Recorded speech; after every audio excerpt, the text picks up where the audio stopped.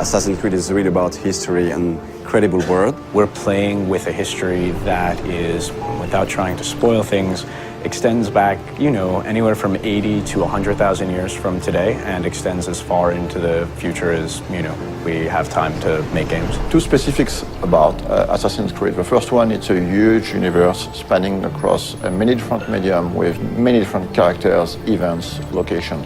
The second one is the community. The community on Assassin's Creed is extremely knowledgeable about this universe and also has very high expectation about what's coming next in terms of story. So putting all these things together, we realized it was time to fit everything into one reliable source of information. Actually, it really has been a back and forth process between the encyclopedia writers and the games writers to make sure that all the content of the book, of the encyclopedia, is really accurate. Well, we start by going through all the data, and then we would decide on what articles we wanted to do. And once we had that settled, we would write down a brief description of the article, send it out to the external writers, who would then return the full content to us. The best part about this project was adding new content.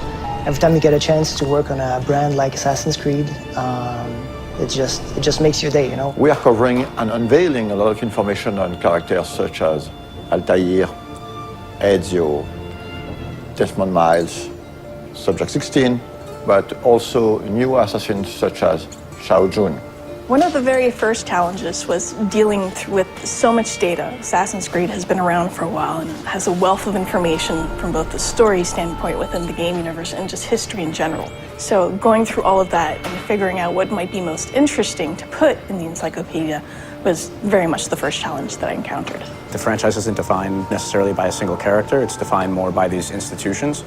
So we have the option of moving in and out of different historical periods, different geographical locations, different individual important events throughout human history. And so we have a wide variety of options, a lot of different material that we can mine for ideas and stories. Imagine this project as a huge puzzle with thousands of different pieces involving a lot of different people. We have tools to track all the narrative threads that we're creating. So we have database, we have Bibles, we have some visual guidelines. So my main role is to make sure everything fits together. So what we did was we tried to match specific kinds of content to writers whom we knew or figured would be interested in writing that kind of stuff. Some of the biggest experts on Assassin's Creed are actually within the community. So when the time came to start writing the encyclopedia, we realized it would be very good to try to seek one writers coming from the community. So I heard about the job writing for the encyclopedia on the UB Workshop website,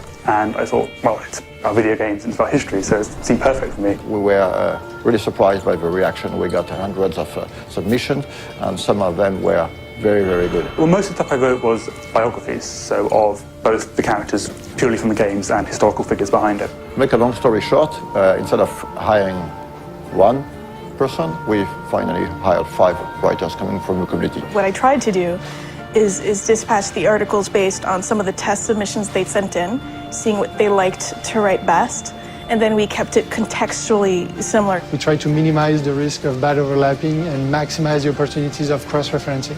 As for the design aspect of the encyclopedia, we worked with a local agency called Double Echo.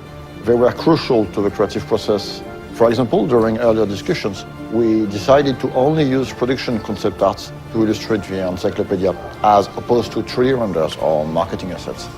The role of concept art is very important in the conception of a game. During the early stage of conception, we work on very high-level concepts. So it's about a silhouette, a mood, skylines of the city, treatment for the characters, colors. It's quite remarkable how much of the stuff does have its ties to reality and things that really happened. And I'm pretty sure that readers will discover some really interesting and new information.